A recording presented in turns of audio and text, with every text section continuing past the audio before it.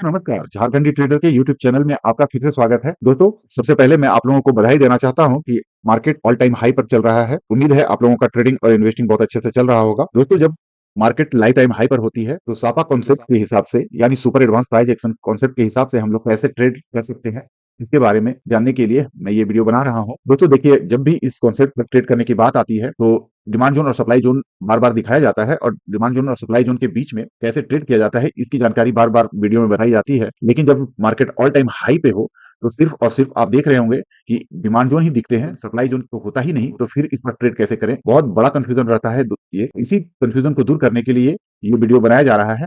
दोस्तों देखिए, bank Nifty का 30 घंटे का चार्ट आपके स्क्रीन पर लगा हुआ है, जिसमें एक डिमांड जोन और एक सप्लाई जोन आपको दिख रहा है। इसके बीच में हम लोग ट्रेड कैसे करते हैं, पहले इसी को जानते हैं ताकि ये समझने में दिक्कत ना हो कि super advance price action concept के हिसाब से जब मार्केट ऑल टाइम हाई पे चल रही हो तो कैसे ट्रेड करेंगे। सबसे पहले यही जानने की जरूरत है कि हम लोग इस कॉन्सेप्ट पर ट्रेड करते कैसे हैं। दोस्तों, जब भी हमारे पास डिमांड जोन और सप्लाई जोन होती है और प्राइस उसके बीच में चलती है, तो कॉन्सेप्ट क्या होता है कि इस सप्लाई जोन के डिजिटल लाइन, जिसको कि करंट मार्केट प्राइस से जो दूर का लाइन होता है सप्लाई जोन का, उसको डिजिटल लाइन कहते हैं। ठीक उसी तरह से डिमांड जोन में भी करंट मार्केट प्राइस से दूर का जो लाइन होता है उसको डिजिटल लाइन कहते हैं। तो डिमांड जोन के डिजिटल लाइन से सप्लाई जोन के डिजिटल लाइन के बीच में 3 पार्ट हम लोग बनाते हैं और तीनों पार्ट में अलग-अलग ट्रेडिंग का स्टाइल होता है। तो सबसे पहले मैं आपको फिर के सहारे इस पार्ट को 3 भागों में बाँट कर दिखाता हूँ। देखिए, इसको समझने के लिए दोस्तों कुछ वीडियो बने हुए हैं कि हम लोग कापा कॉन्सेप्ट यानी super advance price action concept पर कैसे ट्रेड करते हैं, इसका पूरा ट्रेड प्लान क्या होता है, इस पर बहुत विस्तृत वीडियो हमारे यूट्यूब चैनल पे पड़ा हुआ है, आप जाकर जरूर देख सकते हैं। साथ ही क्योंकि ये कॉन्सेप्ट जो है पूरी तरह से ऑपरेटर के फुटप्रिंट को पकड़कर ट्रेड करने की तकनीक है, सिर्फ और सिर्फ इंस्टीट्यूशंस के बाइंग और सेलिंग जोन को हम लोग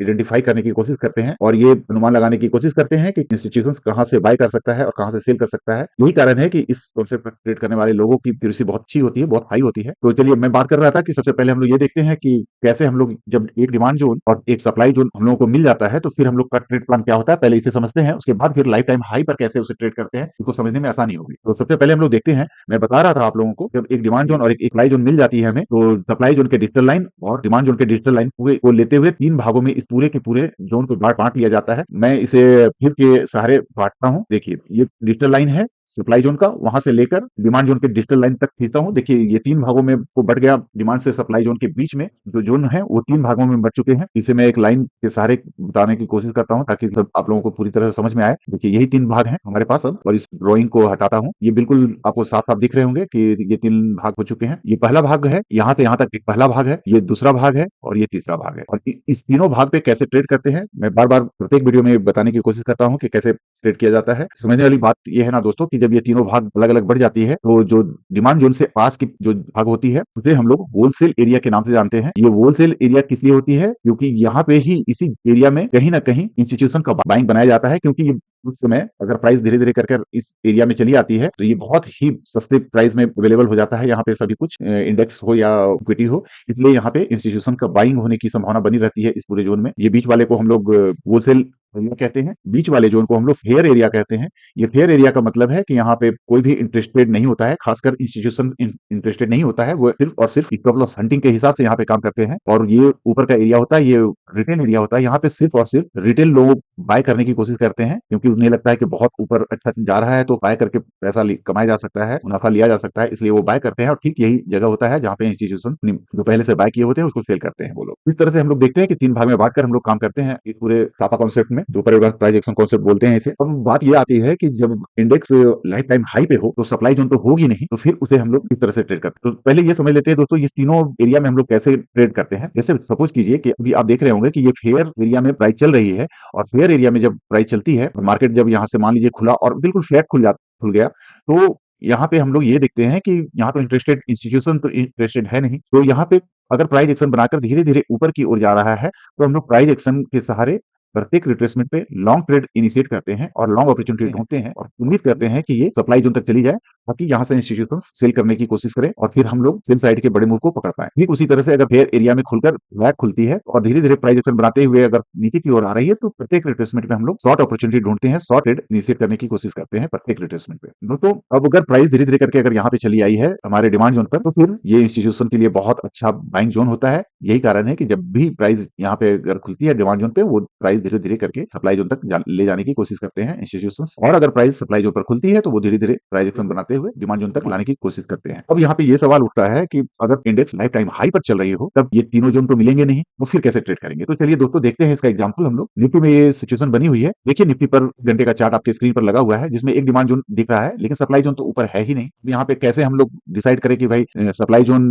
कहाँ पे है और डिमांड जोन तो साफ-साफ दिख रहा है। सप्लाई जोन का पता चल जाए तभी तो हम लोग इस पूरे भाग को 3 पार्ट में बाँटेंगे और हमारा ट्रेड प्लान होगा। लेकिन दोस्तों यहाँ पे कॉन्सेप्ट ऐसा नहीं होता है। जब भी इंडेक्स लाइफ टाइम हाई पर ट्रेड करने लगती है, वैसी हालत में सिर्फ और सिर्फ इस डिमांड जोन को हम लोग होलसेल एरिया मानते हैं और ठीक उसके ऊपर का सारा पार्ट को हम लोग फेयर जोन में जैसे ट्रेड करते हैं, वो तकनीक अपनाई जाती है। क्योंकि इसके ऊपर चूंकि सप्लाई नहीं है, इसलिए रिटेल जोन वहां पे कहीं भी बनेंगे नहीं। हाँ, कुछ समय बीतने के बाद जब साफ-साफ हम लोगों को एक सप्लाई जोन दिखने लगेगा, तब हमारी तकनीक फिर से वही हो जाती है कि होलसेल एरिया, हेयर एरिया और रिटेल एरिया में जो ट्रेड करने की तकनीक होती है, उसी तकनीक से ट्रेड करते हैं। लेकिन इस स्थिति में जब सप्लाई जोन ना हो, तो हम लोग ऊपर के सारे एरिया को एक हेयर एरिया मान लेते हैं और हेयर एरिया में जो तकनीक होती है ट्रेड करने की, उस तकनीक से काम करते हैं। हेयर एरिया में तकनीक क्या है, चलिए यहाँ पे थोड़ा सा डिस्क्राइब करता हूँ ताकि अच्छे से क्लियर हो पाए। इसको 15 मिनट का चार्ट मैं कर लेता हूँ पहले दोस्तों। देखिए 1 घंटे के चार्ट पर हम लोगों ने डिमांड जोन खींच रखा है। ठीक इसी तरह से जब इंट्राडे ट्रेडिंग की बात आती है, तो 1 घंटे के चार्ट पे डिमांड जोन खींच लेना है, क्योंकि सप्लाई जोन तो मिलेगी नहीं ऊपर। तो इसको फिर से 15 मिनट के चार्ट पे कर लीजिए या 5 मिनट के चार्ट पे कर लीजिए, आपको कहीं ना कहीं कुछ न कुछ डिमांड जोन मिलते चले जाएंगे। देखिए आपके सामने एग्जाम्पल बहुत साफ है। 15 मिनट का चार्ट निफ्टी का आपके स्क्रीन पर लगा हुआ है।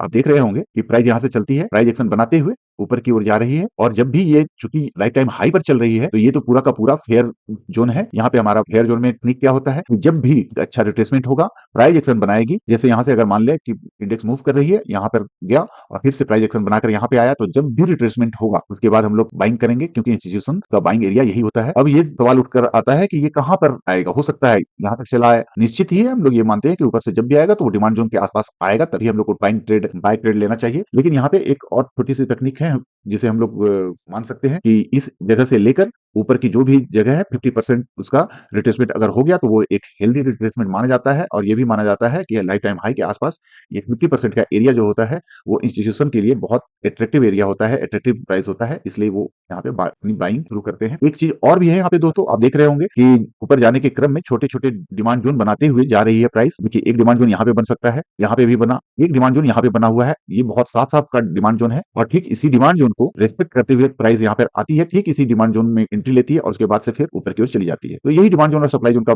पावर है, यही ताकत है, इसे समझने की जरूरत है सभी लोगों को। डिमांड जोन और सप्लाई जोन पर कैसे ट्रेड करते हैं, इसके लिए भी एक वीडियो बना हुआ है, आप लिंक आपके आई बटन में दिख रहा है, आप वहां पर जाकर उस वीडियो को भी देख सकते हैं कि ये तकनीक पूरी तरह से ऑपरेटर के मूव पे आधारित होती है। इसलिए ऑपरेटर के टेक्निक्स को, ऑपरेटर के फुटप्रिंट को समझने के लिए बहुत विस्तृत वीडियो बना हुआ है, कभी लिंक आपके आई बटन में दिख रहा है, उसे भी आप जाकर देखें, आपका कॉन्सेप्ट क्लियर हो जाएगा। तो दोस्तों यही तकनीक थी कि लाइफ टाइम हाई पर कैसे ट्रेड करते हैं। कंफ्यूजन वाली कोई बात नहीं है। अगर कहीं कोई कंफ्यूजन होती है तो आप कमेंट करके कमेंट बॉक्स में अपने क्वेश्चंस को डाल दें, मैं उस पर भी एक छोटी वीडियो या छोटी सी जानकारी आपको दे दूंगा ताकि कॉन्सेप्ट क्लियर हो जाए। मेरी बात को मानिए, इंडेक्स में अगर ट्रेडिंग करते हैं, ऑप्शन में ट्रेडिंग करते हैं, फ्यूचर में ट्रेडिंग करते हैं, तो बिना इस तकनीक के, यानी सापा तकनीक जिसको बोलते हैं super advance price action concept, Sapa concept, बिना इसके जाने आप कभी भी प्रॉफिटेबल नहीं हो सकते दोस्तों। मान लीजिए इस बात को, आप एक बार इस तकनीक को अपनाएं और रिजल्ट को देखें। कमेंट में जरूर बताइए, इसको थोड़ी सी समझने की कोशिश कीजिए। बहुत से वीडियो मैंने बना रखे हैं, इस पे सारे वीडियो को बारी बारी से जाकर देख सकते हैं। जाते जाते हमारे चैनल को सब्सक्राइब करके जाइएगा दोस्तों, बेल आइकन को बंद करके रखिएगा ताकि इस तरह के नॉलेजफुल वीडियो जब भी मैं बनाऊं, आपको समय पे वो वीडियो मिल सके और आपकी जानकारी बढ़ सके। मिलते हैं दोस्तों नए वीडियो में, नए टेक्निक के साथ में, नए जानकारी के साथ में। धन्यवाद दोस्तों।